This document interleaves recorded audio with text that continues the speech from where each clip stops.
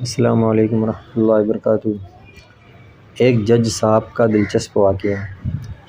ایک جج صاحب واقعہ سناتے ہوئے بتاتے ہیں کہ میری عدالت میں ایک وکیل پیش ہوتا تھا جس نے فزکس میں پی ایچ ڈی کر رکھی تھی، مگر وہ وکالت کے پیشے سے منسلک تھا۔ وہ انتہائی زیرک اور بات انتہائی مدلل کرتا تھا۔ اس کی خوبی یہ تھی کہ وہ ہمیشہ مظلوم کا کیس لڑتا تھا۔ میرے وہاں پوسٹنگ کے دوران میں نے اسے کبھی کوئی کیس ہارتے ہوئے نہیں دیکھا تھا۔ میں اس کی سچائی کا اتنا گرویدہ تھا کہ بعض دفعہ اس کی بات پر بغیر کسی دلیل کے میں فیصلہ سنا دیتا تھا اور میرا فیصلہ ٹھیک ہوتا تھا، بلکہ وہاں تعینات ہر جج ہی ان کا گرویدہ تھا اور پوری عدالت میں سبھی اس کا احترام کرتے تھے۔ بعض مواقع پر ججز صاحبان اس سے کیس ڈسکس کر کے بھی فیصلہ کرتے تھے۔ میں اس کے اتنا تعلیم یافتہ ہونے کے باوجود جو اس فیلڈ میں آنے اور پھر جج بننے کی اہلیت ہونے کے باوجود بھی وکیل رہنے کی وجہ جاننا چاہتا تھا۔ بہت کوشش کے بعد اپنے تجسس کے ہاتھوں مجبور ہو کر میں نے یہ سوال اس سے پوچھ ہی لیا۔ تو اس نے بتایا کہ میرے نانا انتہائی غریب آدمی تھے۔ ان کی اولاد میں بس 2 ہی بیٹیاں تھیں۔ انہوں نے بھٹے پر محنت مزدوری کر کے اپنی بیٹیوں کو تعلیم دلوائی اور ان کی پرورش کی اور پھر ان کی شادیاں کی۔ میری والدہ کی قسمت اچھی تھی، وہ گورنمنٹ اسکول میں ٹیچر لگ گئیں، جبکہ میری خالہ کو سرکاری ملازمت نہ مل سکی۔ میرے نانا نے بھٹا سے قرض لے کر اپنی بیٹیوں کی شادی کی۔ میری والدہ نے گھریلو اخراجات سے بچت کر کے میرے نانا کے قرض اتارنے میں مدد کی، مگر پھر میرے والد صاحب نے ان کو منع کر دیا تو میرے نانا خود ہی قرض کے عوض مزدوری کرنے لگے۔ جبکہ دوسری طرف میری خالہ کے یہاں کوئی اولاد نہ ہوئی تو ان کے سسرال والوں نے انہیں تنگ کرنا شروع کر دیا۔ کئی بار مار پیٹ کر کے میری خالہ کو گھر سے نکالا گیا، پھر گاؤں والوں کی مداخلت سے ان کو راضی کر کے بیچا جاتا اور پھر وہ سسرال والوں کے ہاتھوں مار کھا کر والد کی دہلیز پر آ بیٹھتی۔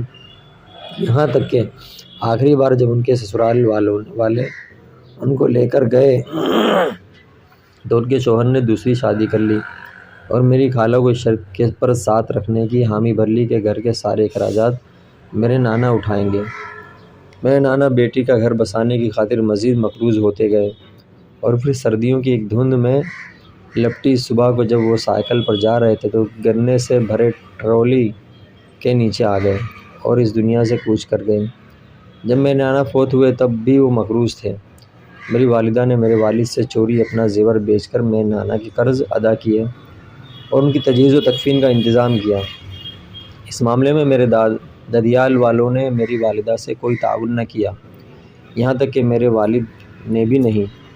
نانا کی وفات کے بعد میری خالہ کے سسرال والوں نے میری خالہ کو مجبور کرنا شروع کر دیا کہ میری والدہ سے گھر کے اخراجات کا مطالبہ کرے۔ میری خالہ نے انکار کر دیا کہ ان کو طلاق ہو گئی، مگر نہ تو ان کو ان کا سامان واپس کیا گیا اور نہ ہی زیور، بلکہ ان کا حق مہر بھی نہ دیا گیا۔ میری والدہ اور خالہ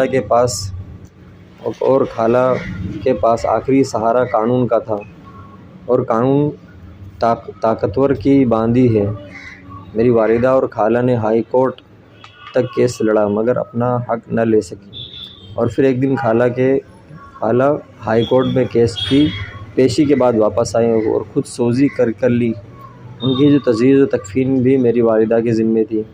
میری والدہ نے کام بھی بخوبی کیا مگر بہن کی موت کے بعد ان کا چہرہ بجھ سا گیا۔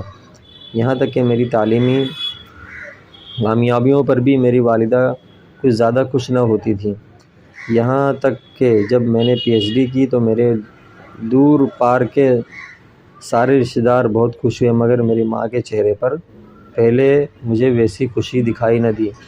میں نے اسی رات مصلی پر بیٹھے نماز پڑھ کے دعا مانگتے ہوئے اپنی ماں کو اپنے سینے سے لگا لیا اور پوچھا کہ آپ کی اداسی کی وجہ کیا ہے؟ تو میری والدہ نے مصلی کو تہہ کیا اور کہا کہ میں چاہتی ہوں کہ تم وکیل بنو۔ زندگی میں پہلی بار میری والدہ نے کسی خواہش کا اظہار کیا تھا۔ جب میں نے وجہ پوچھی تو میری والدہ نے میری طرف ہی ایک سوال لوٹا دیا کہ تمہیں پتہ ہے تمہاری خالہ نے خودکشی کیوں کی تھی؟ میں نے کہا نہیں۔ تو میری والدہ نے روتے ہوئے کہنے لگی تمہاری خالہ کے پاس ہائی کورٹ کے وکیل کی فیس دینے کے لیے مزید پیسے نہیں تھے، تو وکیل نے ان سے جسمانی تعلق کے بدلے فیس چھوڑنے کی اجازت کی بات کہی تھی۔ تو میری تو تمہاری خالہ نے اس دن گھر آ کر خودکشی کی تھی، بس اسی دن سے میرے دل میں تمنا پیدا ہوئی تھی کہ میں اپنے بیٹے کو وکیل بناؤں گی، اور ایسا وکیل جو کسی غریب سے پیسوں کے عوض جسم کا مطالبہ نہیں کرے گا، ایسا وکیل جو مظلوم کو انصاف چھین کر دلائے گا۔ مگر میں کبھی تمہارے والد اور تمہارے ڈر سے اس کا اظہار نہیں کر سکی۔ میری والدہ بات مکمل کرتے ہوئے زار و قطار رونے لگی، تو میں نے ان کے قدم چومے اور وعدہ کیا میں ایسا ہی وکیل بنوں گا، اور پھر وکالت میں داخلہ لے لیا۔ میرے اس فیصلے سے تمام فیملی ممبرز اور دوست و احباب حیران تھے کہ پی ایچ ڈی کے بعد یہ LLB کرنے لگا ہے، مگر میری والدہ بہت خوش تھیں۔ میں راتوں کو دیر تک جاگتا اور شوق سے پڑھتا رہتا تھا، اور میری والدہ بھی میرے ساتھ جاگتی اور آیت الکرسی پڑھ کر مجھ پر پھونکتی رہتی تھی۔